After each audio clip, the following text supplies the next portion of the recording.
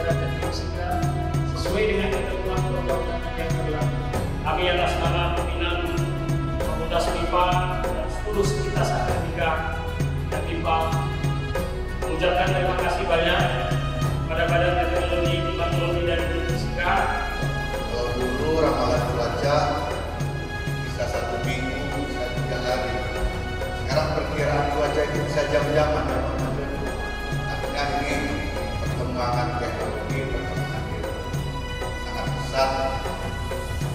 Dan saya rasa ini bukan hanya menyampaikan literasi atau kemampuan membaca, menulis dan menyampaikan kembali tentang ilmu meteorologi, klimatologi dan geofisika, ditambah sekarang kualitas udara.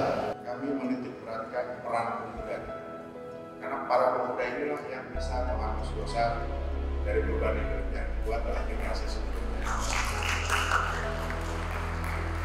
PEMKO terus mengajak melalui kampanyenya untuk bisa hidup sehat.